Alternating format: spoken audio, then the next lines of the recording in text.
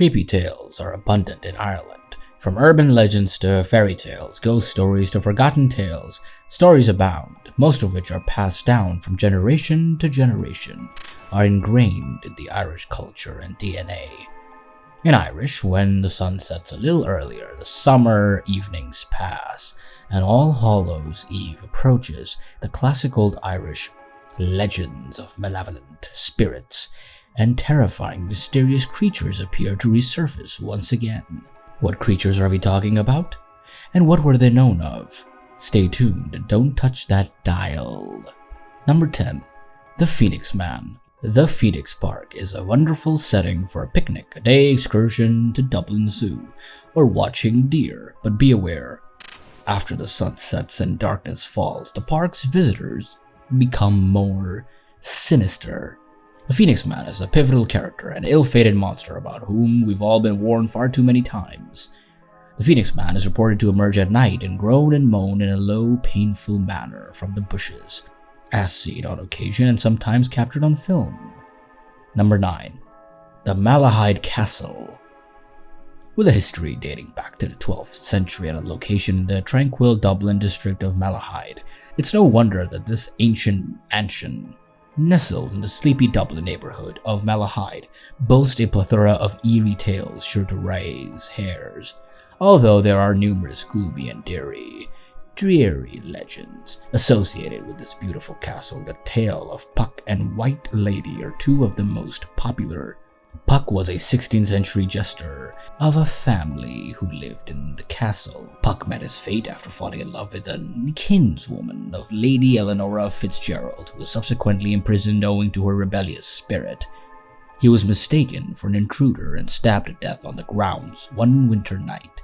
Guests and proprietors of the home have pondered the big painting of the lady in white, which hangs in the great hall with such a look of sadness and loss. The lady's name, as well as the identity of the artist who painted her, remains unknown. Number 8.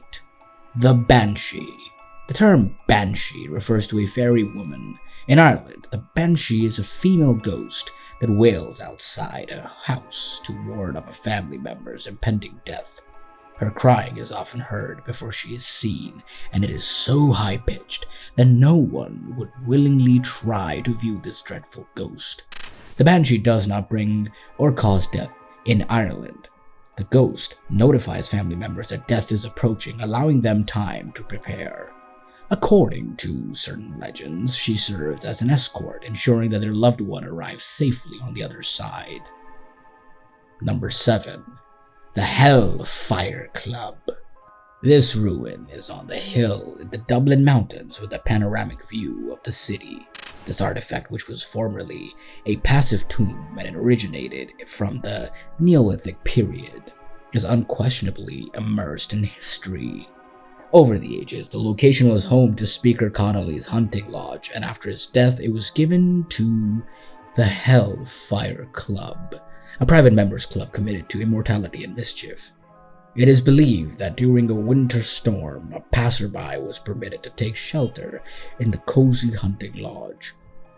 He played a game of poker with the members, only to disclose his actual identity when another player grabbed for one of his lost cards and saw its cloven hooves in lieu of human feet. The hunting lodge was burned to ashes the next morning, leaving just a shell standing today. Number 6. The Dullahan. Many civilizations have stories about the Headless Horseman, and Ireland is no exception.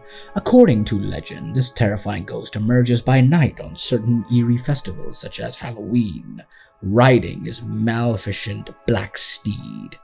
Someone dies if he stops. If you're lucky enough to get a glimpse of a ghost just passing by, he'll either cover you in blood or blind your one eye.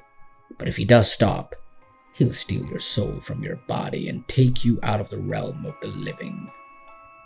Number 5. Abertach. The Irish term Abertach means dwarf. He was an evil dwarf that turned into a living vampire who wandered northern Ireland at night and sucked the blood of his victims. According to legend, the Abertach is claimed to have been a source of inspiration for Bram Stoker's Dracula novel. The Abertach is thought to have first appeared in 1875 novella by Patrick Weston Joyce. In Derry, Northern Ireland, Joyce spoke to a supernatural dwarf who was also a despotic king.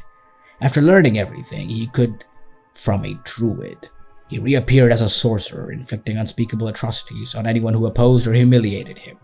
Fionn Mac Comhale is claimed to have challenged him in an attempt to put an end to his brutality and tyranny. To prevent Abertach from returning undead in any way, he murdered him and buried him, standing erect. However, the next day, he returned to terrorize the people of Ireland by sucking the blood of his victims at night. Number 4. Ellen Treshand. The Cath Mage Macrama is an Irish folktale from the 8th or 9th century. Originally written in Middle Irish, the Ellen Treshand, a terrifying 3-headed monster, is unleashed from its subterranean lair in his tail. This creature has 3 heads, but translators dispute what kind of creature it is. Some think it's a vulture or a bird. Several people think that the Ellen Treshand is a dragon-like monster that breathes fire. Depending on who is presenting the story, it has taken many different shapes. The legendary beast is claimed to have dwelt in Cruachan Cave in Rathcroghan, and when it awoke, it ravaged Ireland until it was murdered by Ulaid poet and hero Amergin. Number 3. Leprechaun.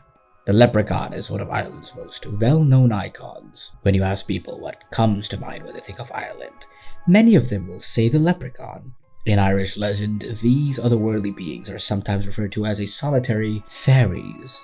They are thought to be mischievous animals, who generally are shoemakers and are frequently represented as little bearded guy wearing a coat and a cap. Leprechauns are reported to be gold-based, earning large sums of money for the shoes and brogues they make and hiding their gold pots at the end of a rainbow. These aren't the scariest of Irish mythological monsters, but they're certainly one of the most interesting and mischievous. Number 2. Feargorta. The Feargorta was described as an abandoned corpse with grayish-green skin, deathly thin, long filthy nails, and rotting flesh or missing flesh. It was frequently dressed in rags. During times of famine, the Feargorta was also known as the Man of Hunger or Famine, as he traversed the earth asking for alms from passers-by. Those who gave alms were blessed by him, while those who did not were cursed with endless hunger and poverty and ill luck until the rest of their days. Number 1. Puka. The Puka are beings from Irish legend, and the word Puka means spirit or ghost. These shape-shifting fairies from Irish mythology may take on the form of a horse, goat, cat, dog, or hare. They may even take on a human appearance. However, with animal traits like ears and a tail, they have a white or black fur hair and are harbingers of both good and ill fortune, as well as being able to aid or harm rural and maritime populations.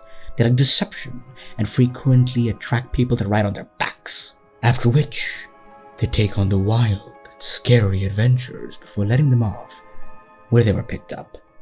Whatever the case, you may rest easy because most of these creatures were killed or chained forever. That's all from this video. Which creature seems most frightening? Make sure to leave a comment and share this video with others so they all be wary of these creatures or scare them a little. See you in the next video.